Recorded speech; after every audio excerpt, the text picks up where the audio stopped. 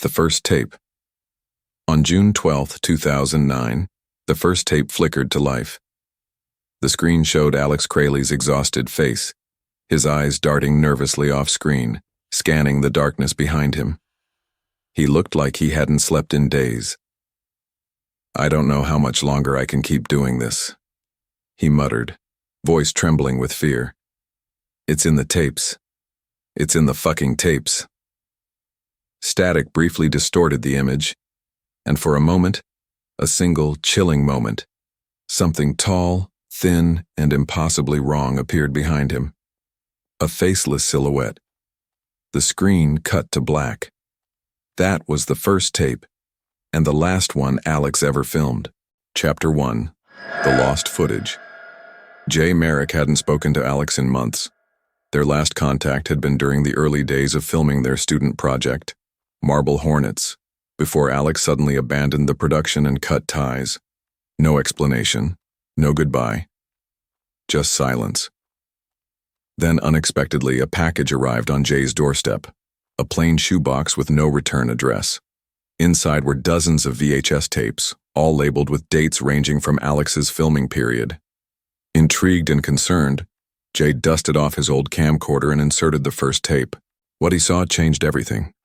The tape began with footage of Alex shooting establishing shots in the woods for their film. It seemed mundane, until frame 413. There, almost hidden between the trees, stood a figure. It was tall, disturbingly thin, and utterly faceless. Jay rewound the tape, played it again. The figure was still there, only this time, it was closer. Watching. Chapter 2. The Operator. Haunted by what he saw, Jay began cataloging and uploading the tapes to YouTube under the channel Marble Hornets, hoping for answers. The internet responded quickly, with viewers dissecting every second of footage. The phenomenon was building, and with it, so was the terror.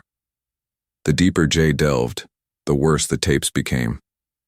In tape number 7, Alex wakes in a cold sweat, whispering, "It's in the house." In tape number 12, a distorted, grotesque face flashes on screen for just a single frame.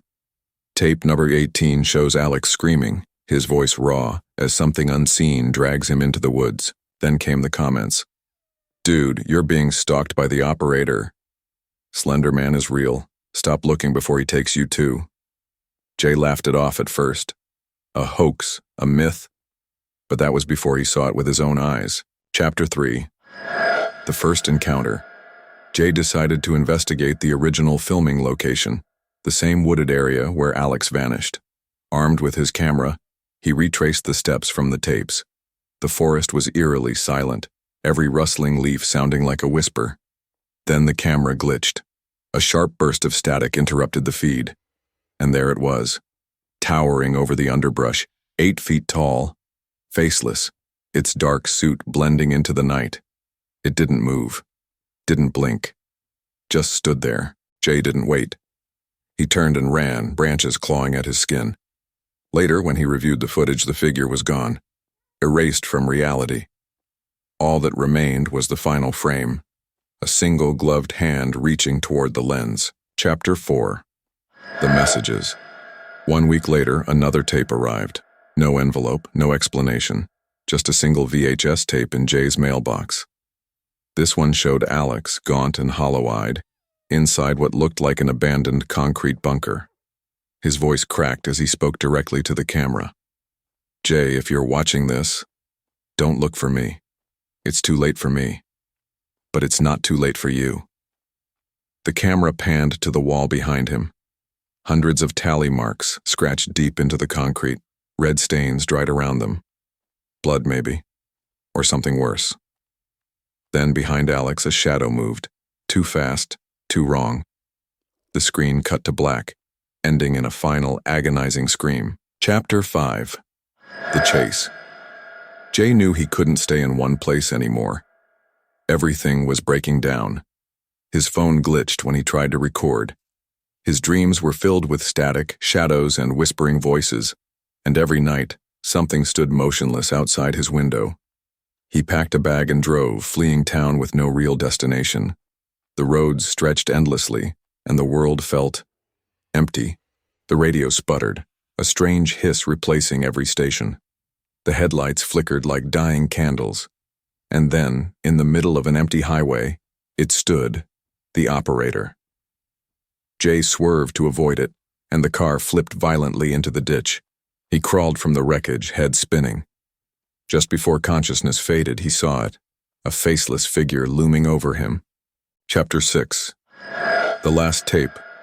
Jay awoke in darkness. He was tied to a chair in a concrete room, a single camera recording. His throat was dry, his limbs numb. On the far wall, drawn in some unrecognizable fluid, was a familiar symbol, the operator's mark. The door creaked open. A shadow, elongated and skeletal, stepped into view. The camera trembled. Static consumed the screen. And then, nothing. Silence. Epilogue. The upload. A final video appeared on the Marble Hornets channel. No title, no tags, no description. 3 minutes of crackling static, no movement, no sound, just noise, until the very end. A whisper. Faint, almost inaudible. Found. Thank you so much, and if you did enjoy it, please think about liking and subscribing. Thank you.